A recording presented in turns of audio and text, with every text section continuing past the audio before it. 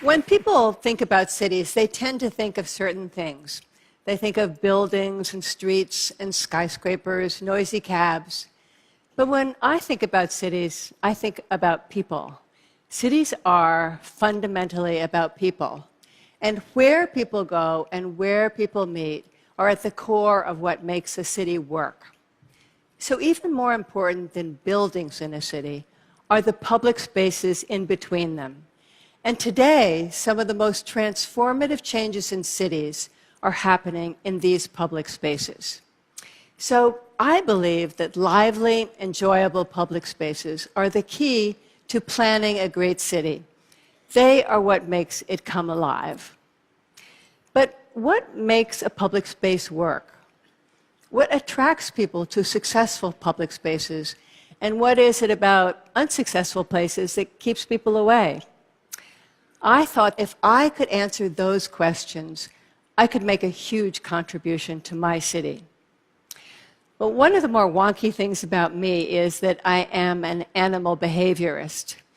And I use those skills not to study animal behavior, but to study how people in cities use city public spaces. One of the first spaces that I studied was this little vest bucket park called Paley Park in Midtown Manhattan. This little space became a small phenomenon. And because it had such a profound impact on New Yorkers, it made an enormous impression on me.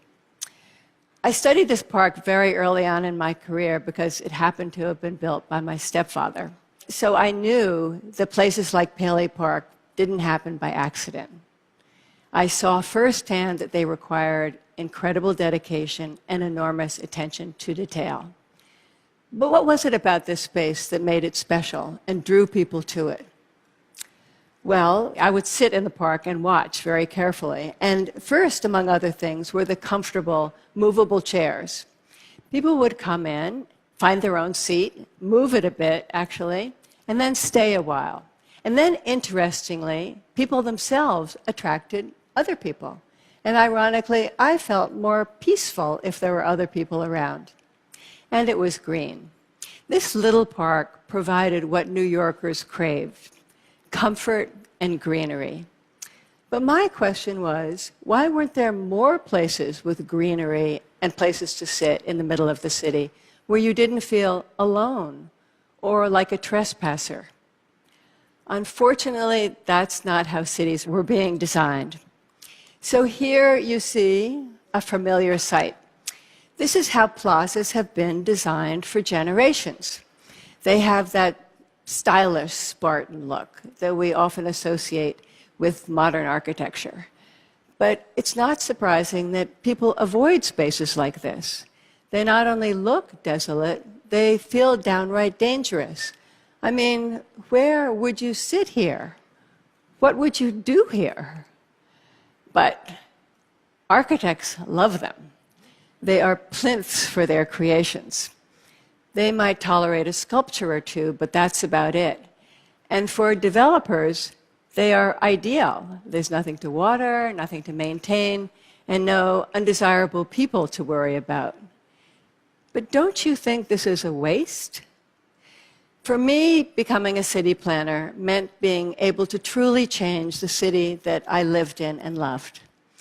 I wanted to be able to create places that would give you the feeling that you got in Paley Park and not allow developers to build bleak plazas like this. But over the many years, I have learned how hard it is to create successful, meaningful, enjoyable public spaces. As I learned from my stepfather, they certainly do not happen by accident, especially in a city like New York, where public space has to be fought for to begin with.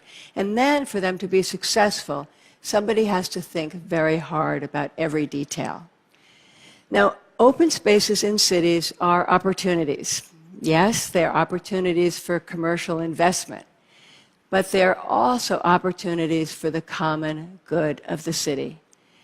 And those two goals are often not aligned with one another, and therein lies the conflict.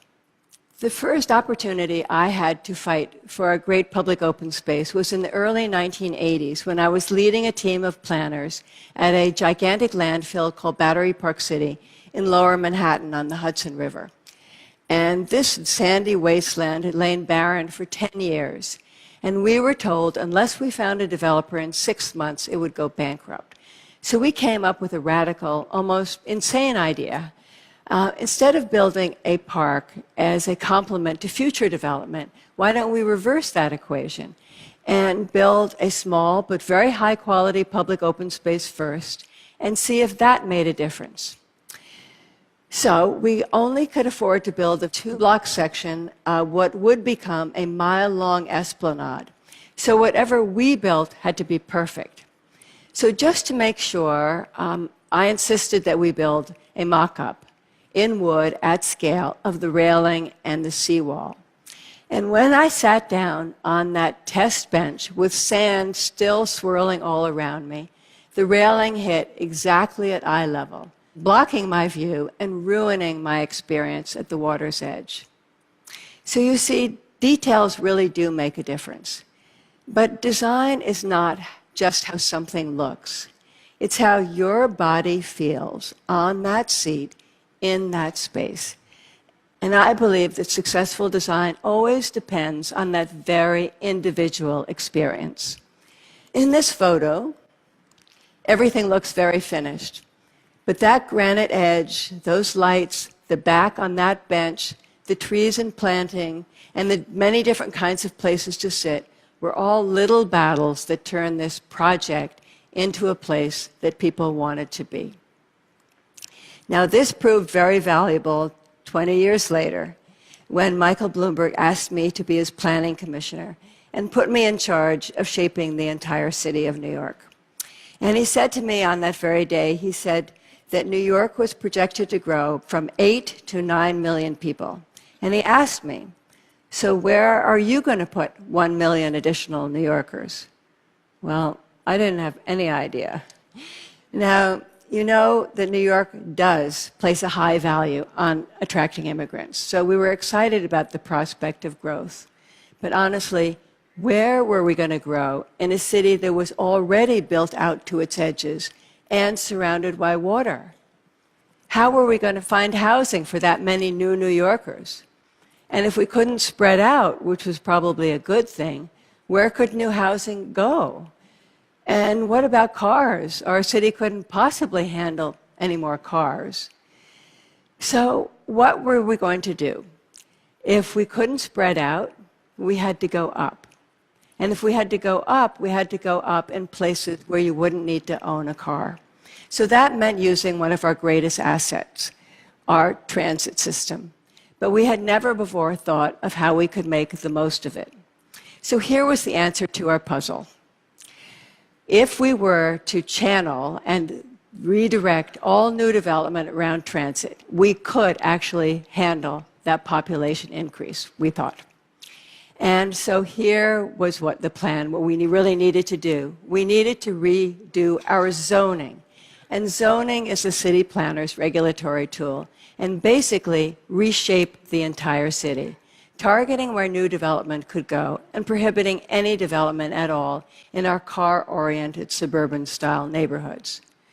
Well, this was an unbelievably ambitious idea. Ambitious because communities had to approve those plans.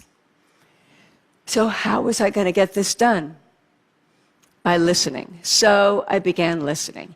In fact, thousands of hours of listening just to establish trust. You know, communities can tell whether or not you understand their neighborhoods. It's not something you can just fake. And so I began walking. I can't tell you how many blocks I walked in sweltering summers and freezing winters, year after year, just so I could get to understand the DNA of each neighborhood and know what each street felt like. I became an incredibly geeky zoning expert, finding ways that zoning could address communities' concern. So little by little, neighborhood by neighborhood, block by block, we began to set height limits so that all new development would be predictable and near transit.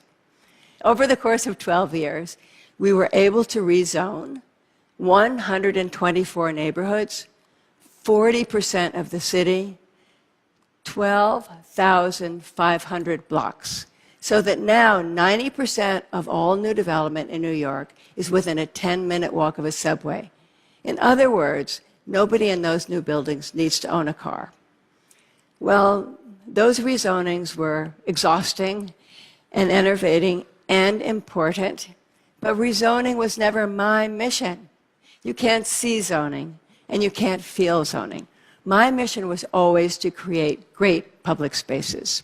So in the areas where we zoned for significant development, I was determined to create places that would make a difference in people's lives. Here you see what was 2 miles of abandoned, degraded waterfront in the neighborhoods of Greenpoint and Williamsburg in Brooklyn. Impossible to get to and impossible to use. Now, the zoning here was massive, so I felt an obligation to create magnificent parks on these waterfronts. And I spent an incredible amount of time on every square inch of these plans. I wanted to make sure that there were tree-lined paths from the upland to the water, that there were trees and plantings everywhere, and of course, lots and lots of places to sit. Honestly, I had no idea how it would turn out. I had to have faith, but I put everything that I had studied and learned into those plans. And then it opened, and I have to tell you, it was incredible. People came from all over the city to be in these parks. I know they changed the lives of the people who lived there, but they also changed New Yorkers' whole image of their city. I often come down and watch people get on this little ferry that now runs between the boroughs. And I can't tell you why, but I'm completely moved by the fact that people are using it as if it had always been there.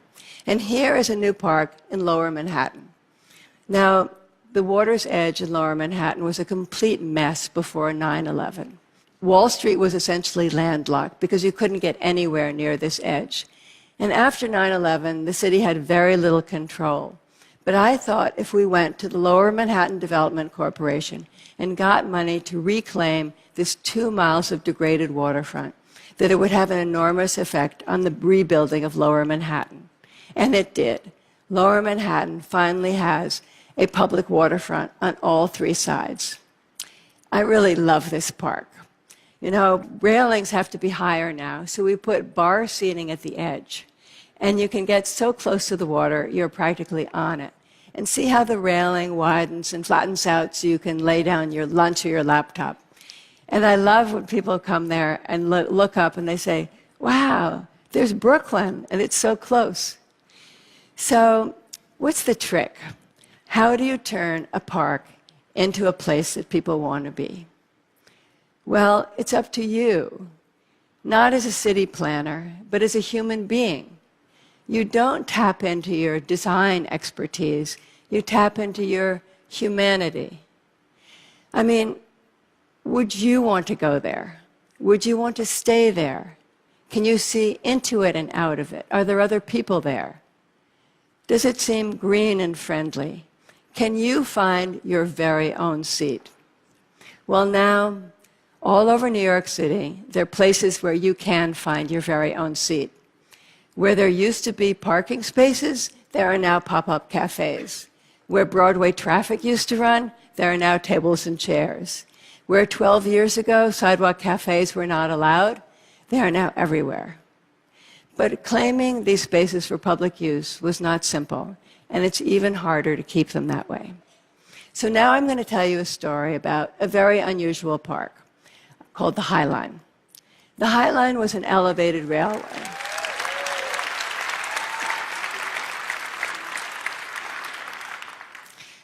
The High Line was an elevated railway that ran through 3 neighborhoods on Manhattan's west side. And when the train stopped running, it became a self-seated landscape, a kind of a garden in the sky. And when I saw it the first time, honestly, when I went up on that old viaduct, I fell in love the way you fall in love with a person, honestly.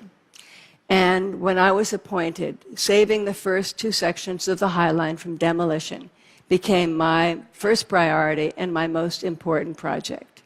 I knew if there was a day that I didn't worry about the High Line. It would come down. And, you know, the High Line, even though it is widely known now and phenomenally popular, it is the most contested public space in the city. I mean, you might see a beautiful park, but not everyone does. You know, it's true. Commercial interests will always battle against public space. I mean, you might say how wonderful it is that more than 4 million people come from all over the world to visit the High Line. Well, a developer sees just one thing: customers. Hey, why not take out those plantings and have shops all along the High Line? Wouldn't that be terrific? And won't it mean a lot more money for the city? Well, no, it would not be terrific. It would be a mall and not a park. You know,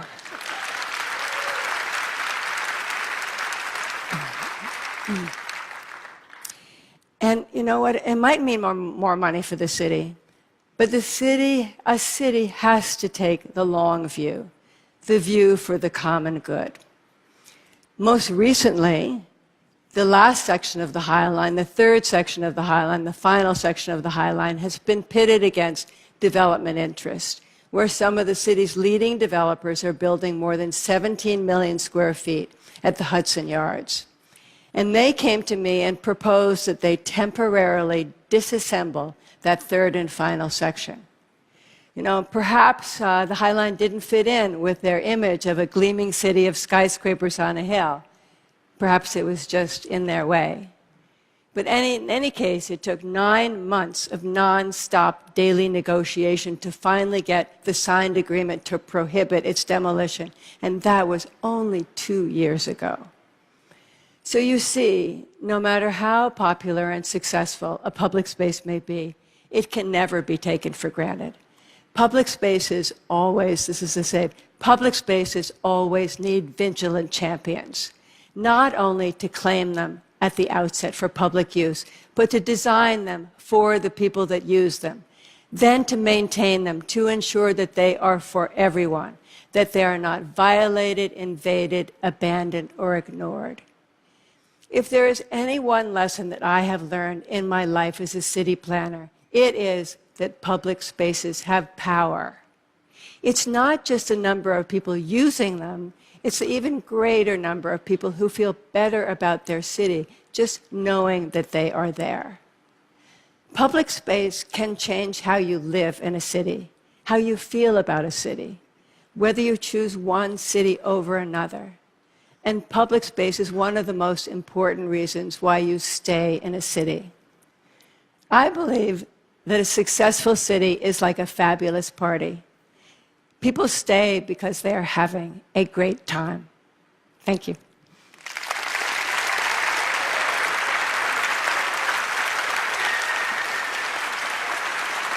Thank you.